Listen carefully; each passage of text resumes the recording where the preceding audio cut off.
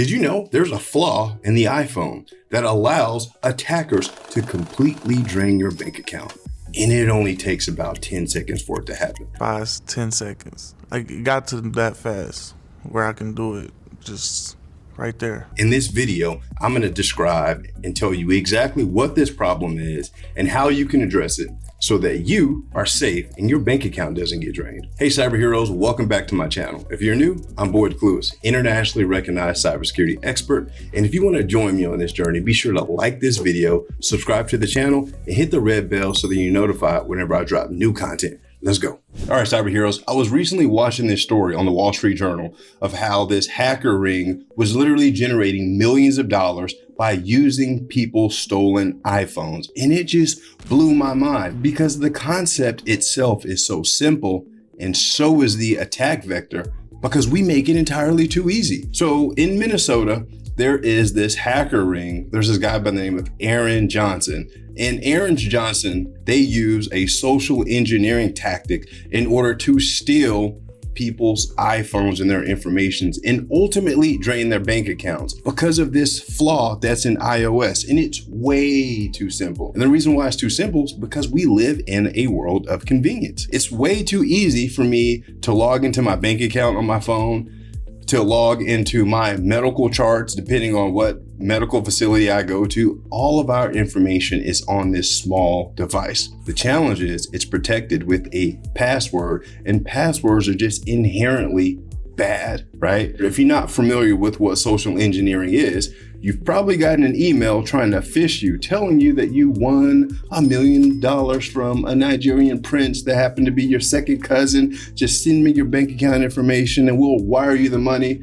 You will not believe how many people actually fall victim to that. What they were doing is they were preying on college students that were looking for drugs, and they would schedule these meetups for them to purchase the drugs. And so what the attackers would do is they would take the person's phone and say, hey, I'm going to send you this information on your phone so you can get this, so you can pay me. And what Aaron's team would do is they would pretend like the phone had locked and say, hey man, your phone locked. Can you give me your password so I can unlock it? They give them the password, and that's where the game is over, guys. Game over. In about 10 seconds, what they would do is they would change the person's password, remove Face ID, turn off Find My iPhone. And sometimes they would physically harm the person who they stole the phone from, or they would just run off and leave. At the end of the day, if I scheduled a meetup to buy drugs, am I really gonna call the cops? Of course not. Of course not. So what they would do is they now have control of the person's iOS device. And you may be thinking, all right, Boyd, so they got access to the phone. Now what? I mean, what does that even mean? Many people have their credit cards built into the iOS wallet. And if the attacker has now replaced their passcode and added their face, guess what they now have access to? Your money. So what they would do is they would go to stores like Target, Walmart, and they would shop. They would go to the Apple store. They would buy MacBooks, iPads, iPhone. They would buy a bunch of things and eventually sell those items and turn it into cash. But that was just one of the attack vectors. What they would also do is log into the people's bank accounts as well as transfer money. They would send money to different locations.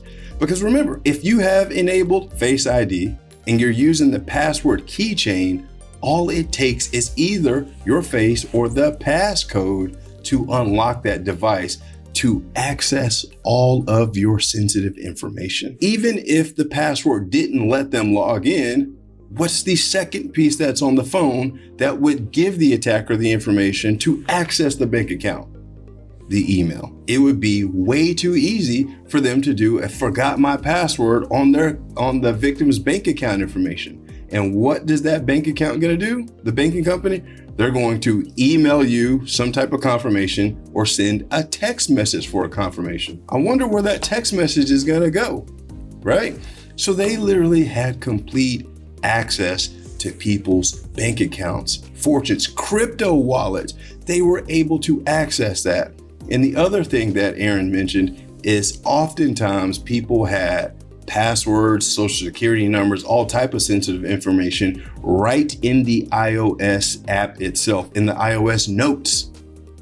And one of the biggest challenges is getting people to separate the access of Face ID and these stored passwords for their apps. And what was intended by Apple to be a level of convenience has turned into a huge money-making opportunity for cyber criminals. And so I want you to think about this on a personal level, but also on a corporate level. Imagine all of the company secrets that are kept in a person's email, especially if it was an executive. Someone had their iPhone stolen. So one of the things that Aaron mentioned is they would be in bars in different locations and they would follow people and secretly record them, watching them put in their iPhone passcode. Maybe they bump into them, they pickpocket, take the phone, turn off Find My iPhone, change the passwords. Now they have access to this. This is why companies put MDMs on mobile devices. MDM is mobile device management. This allows a company's IT team, the security team,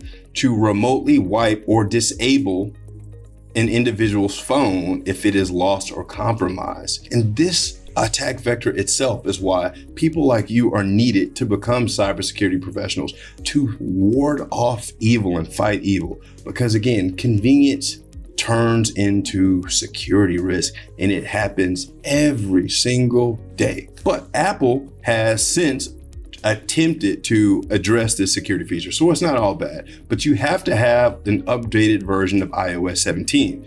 So inside of the settings in the iOS, so if you were to go to settings and then go to Face ID and passcode, and then of course you got to put in your passcode, there is a section in there that says stolen device protection. And what this will do is allow, or should say not allow, individuals to make purchases or turn off certain features on the iPhone if this iPhone is in a location that it's not aware of. So with that being said, you have to allow Apple to track your location if this feature is going to work. But my recommendation is to not store your passwords, especially in the iOS vault, and make your password as complicated as possible. Not just a 4-digit or 6-digit PIN, but add letters to it. Make it as complex as possible.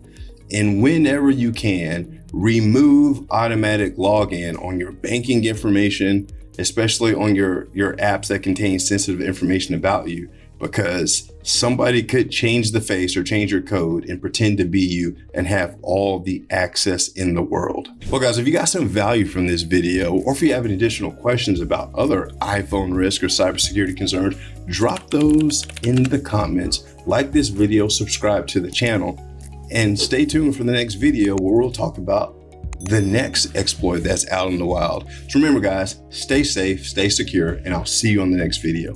Peace.